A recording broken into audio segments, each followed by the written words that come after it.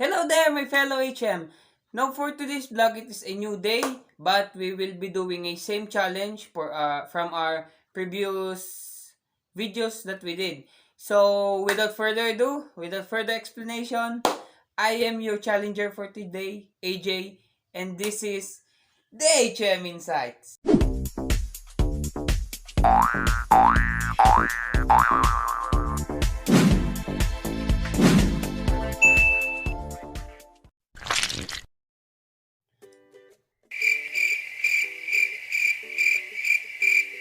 So, ayun nga guys, for today's vlog, ang gagawin natin uling challenge ay ang Blindfold Challenge.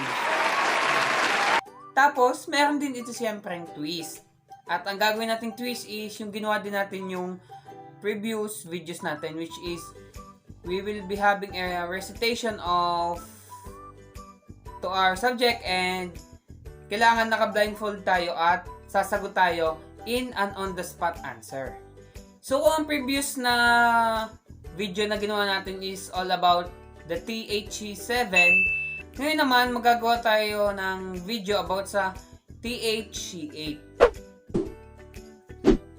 It is a little bit different between the previous video that we did because sa gagawin natin ngayon sa video to is question rather na sasagutin natin through explanation na kung kaya natin, kung magagawa natin is on the spot natin ito sasagutin gaya ng ginawa natin sa ating previous video. So, ang gagawin natin is babasahin muna uli natin sa ating cellphone yung previous questions and then iisa-isahin natin i-elaborate kung ano nga ba yung ipapaliwanag natin yon.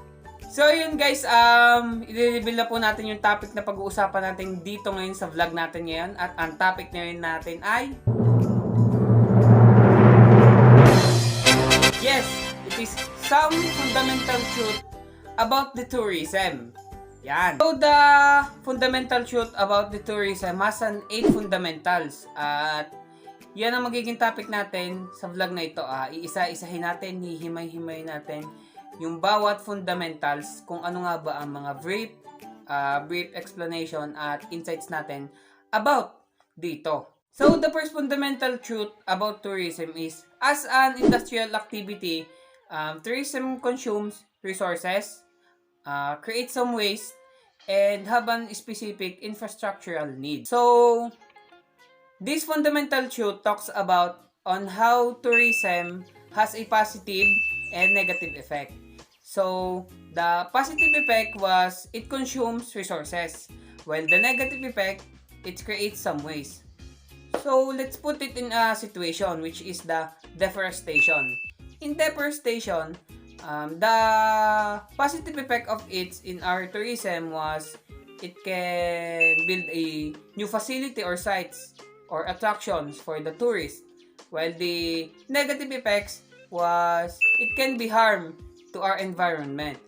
But overall, most important is our tourism helps to our environment and to our economy to increase the number of rain. So, the second fundamental truth about tourism is, as a consumer, it has an ability to overconsume resources. So, for these fundamentals, it is all about the negative effect because it's talk about overconsuming. The tourism was the consumer and the environment was the one who is being consumed by the tourism. Let's put it into a situation like in a deforestation. The tourism is cutting trees and doing deforestation for some reason, and the main reason of it was for building some facilities or attraction to increase the economy. So, because of it, our tourism overconsumed the resources that we have to our environment. So, guys, the third fundamental truth about the tourism is, tourism as a resource-dependent industry must compete for scarce resources to ensure its survival.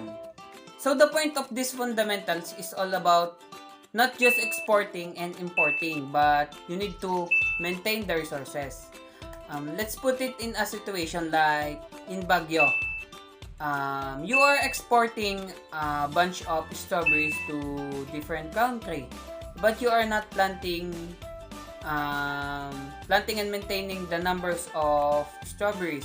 There are possibility that your resources must decrease. But if you are exporting to different country and at the same time you are planting strawberry for resources, there are possibility that the economy will grow, and at the same time there are a 100% assurance for survival. So the fourth fundamental truth about tourism is a private sector dominant industry, with investment decision being based predominantly on profit maximization. So guys, these fundamentals is all about on how you have a decision making in investing in our industry, the tourism industry. When you are in our industry of tourism and you want to have a business like beach resort, the first thing you need to do before investing is you need to be observable. You need to look around of your surroundings if it has a bunch of people that it can be your customers. If you didn't observe that, and you invest earlier, there are a possibility that you will decrease the number of revenue of your business and it will end into a bankrupt. So first, before you start a business, you need to have a wise decision making and be observable. So the fifth fundamental truth about tourism is a multifaceted industry, and as such, it is almost impossible to control.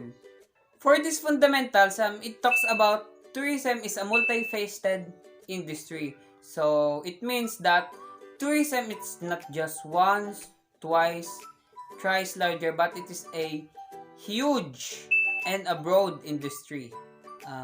Tourism has three main branches, which is the inbound, the outbound, and the domestic tourism. And under the three main branches, there are also branches of its tourism. So we can say that our industry is hard to control because it has a huge and a big industry. The sixth fundamental truth of tourism is tourist is a consumer, not an anthropologist. So these fundamentals is an agreeable statement for me. Why? Because tourist purpose for travel is for business and leisure, and also they want to travel because they want to experience a new journey or a new adventure, and not just for studying human aspects or society.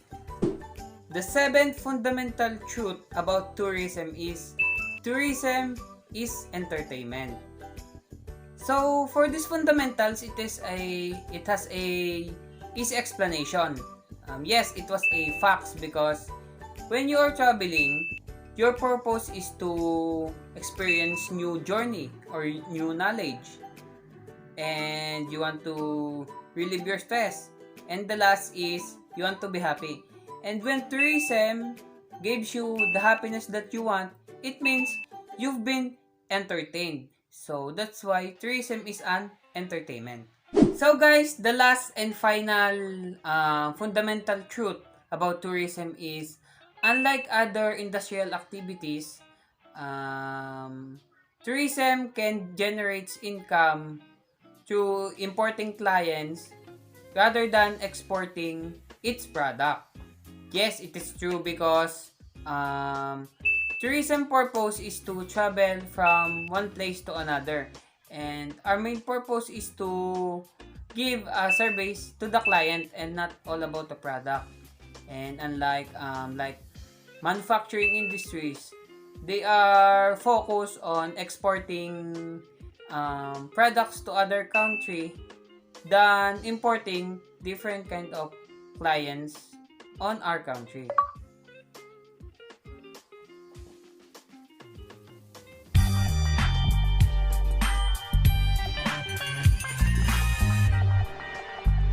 So we are done with our challenge, guys.